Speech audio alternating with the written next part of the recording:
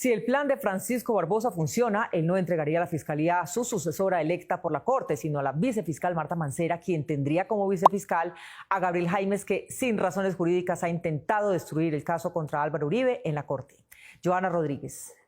Pero parece que no va a poder lograrlo, Mónica, porque la Corte Suprema aceleró su calendario para la sustitución del fiscal, de manera que Barbosa tendría como sucesora a una fiscal elegida en derecho y no a dedo por el fiscal general como él lo pretende. El próximo 23 de noviembre, la Corte Suprema de Justicia escuchará en entrevista a las ternadas por el presidente Gustavo Petro para reemplazar a Francisco Barbosa como fiscal general de la Nación, quien termina su periodo el 13 de febrero de 2024. Se trata de las juristas Ángela María Buitrago, Amelia Pérez Parra y Luz Adriana Camargo, cuyos nombres se conocieron a finales de septiembre, cuando el presidente Petro visitó en persona al presidente de la Corte Suprema y le entregó la nueva terna, después de que en agosto hubiera dado a conocer un primer listado en el que, en lugar de Camargo, estaba la abogada Amparo Cerón. No me les voy, me quedo acá. Una vez la Corte en pleno escuche a cada candidata, iniciará formalmente el proceso de elección el 7 de diciembre en la última sala plena del año. Eso quiere decir que la Corte no alcanzaría a escoger el reemplazo de Barbosa en las primeras votaciones. Si eligiera antes, sería la primera vez que un fiscal general le entregue al otro día del fin de su periodo el cargo a su sucesor. Será imposible olvidar los territorios. Lo que sí es extraño es que la Corte haya citado tan pronto a las candidatas, después de que Barbosa y muchos en la rama judicial daban por hecho de que la vicefiscal Marta Mancera se quedaría dirigiendo la entidad por lo menos un año más. Pero lo mejor que le puede pasar a Colombia es que una mujer como Marta Mancera quede al frente porque protegerá la institucionalidad. Las alusiones de Barbosa a esa posibilidad y los rumores sobre un ascenso de Gabriel Jaimes, el primer fiscal de la preclusión de Uribe, al cargo de vicefiscal general, preocuparon a la Corte Suprema y a su sala plena. Revisada la indagatoria formulada por la Sala Especial de Instrucción de la Corte Suprema de Justicia al doctor Álvaro Uribe Vélez, se refiere la misma a unos hechos de alcance penal, pero no contiene con rigor los hechos jurídicamente relevantes. Jaimes ha cuestionado la decisión del 2018 de la Sala Penal de la Corte Suprema de Justicia sobre el expresidente Álvaro Uribe y su talante no gusta en los altos tribunales, por lo que se deduce que la elección de la sucesora de Barbosa será mucho más pronto de lo que todo el mundo creía. El próximo 13 de febrero, Francisco Barbosa debería entregar la fiscalía a su sucesor electo por la Corte Suprema, pero él tiene la plena seguridad de que le dejará el cargo a su vicefiscal y la Corte no muestra la intención de tener lista la sucesión para ese día. Joana Rodríguez.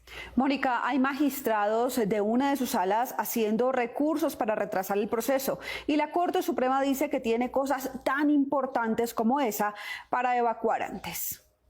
La Corte Suprema de Justicia empieza a tener presiones para el nombramiento de la próxima fiscal general de la Nación. Unos piden que acelere la elección y otros hacen maniobras para demorarla. El primero que está tratando de que se demore, aunque diga lo contrario, es el fiscal Francisco Barbosa, quien termina su periodo en febrero y ha anunciado en varias oportunidades que su vicefiscal Marta Mancera es perfecta para reemplazarlo. No me les voy, me quedo acá. La primera vez que Barbosa lo hizo fue en Cali, en un evento de la Federación Nacional de Comerciantes Empresarios FENALCO. La segunda vez fue en Pereira, donde un día después fue asesinado el líder de la banda criminal La Cordillera, alias Bernie. Pero lo mejor que le puede pasar a Colombia es que una mujer como Marta Mancera quede al frente porque protegerá la institucionalidad. Y lo reafirmó el viernes en un medio de comunicación. La vicefiscal Mancera pues estará 15 días, un mes, 2 meses, lo que tenga que estar, pero la vicefiscal Mancera no se va a ir por la puerta de atrás de la Fiscalía General de la Nación. Para algunos expertos en derechos humanos sería un error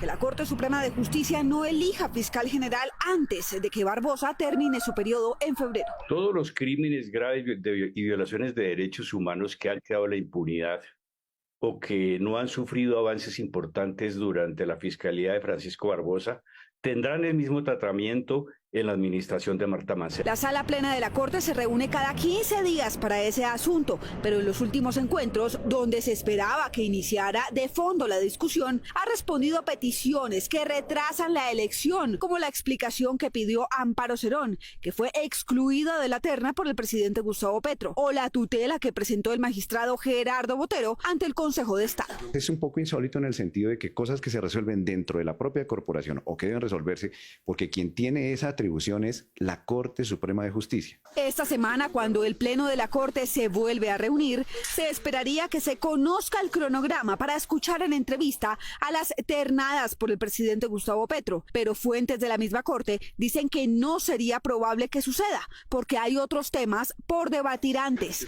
como una recusación al presidente Petro.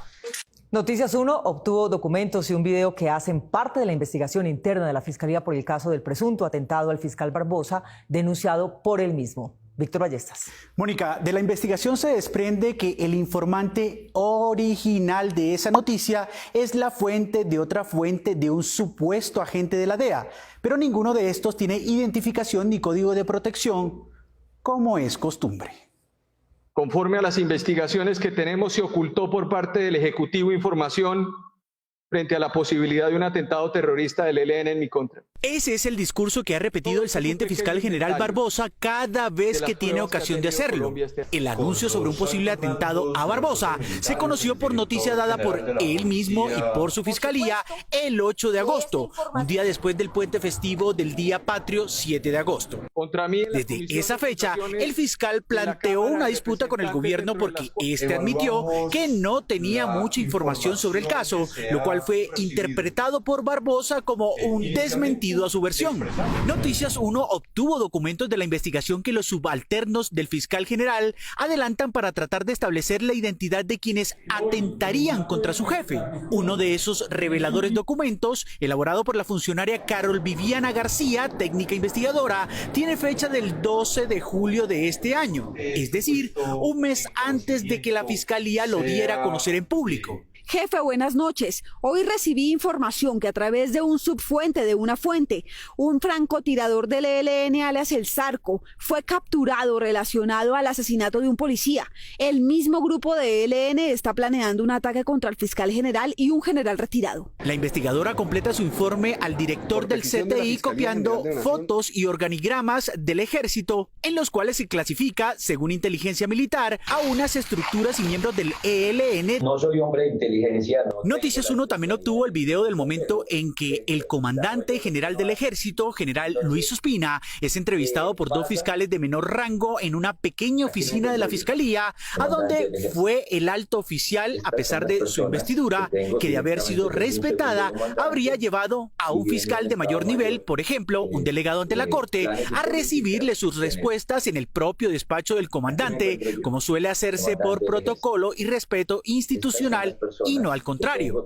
El comandante Ospina afirmó que él solo se enteró del supuesto plan para atentar contra el fiscal el 4 de agosto, es decir, solo 4 días antes de que Barbosa lo anunciara, pero un mes después de que la fiscalía estuviera revisando el caso. Viernes 4 de agosto en horas de la noche, mi jefe de inteligencia, William Prieto, brigadier general William Prieto, y me dice: mi general, me han pasado una información en donde refiere que puede haber un atentado en contra del señor fiscal general. Lo que recibió como información el general Ospina fue un escueto mensaje en el chat de su celular, sin mayores datos. La fuente es una fuente que conoce el CTI y es una fuente que conocemos nosotros como ejército también. Noticias 1 se abstiene de publicar otras informaciones sensibles por tratarse de una investigación en curso. Para nosotros en este momento va en un D3. O sea, es una información de un 50% de credibilidad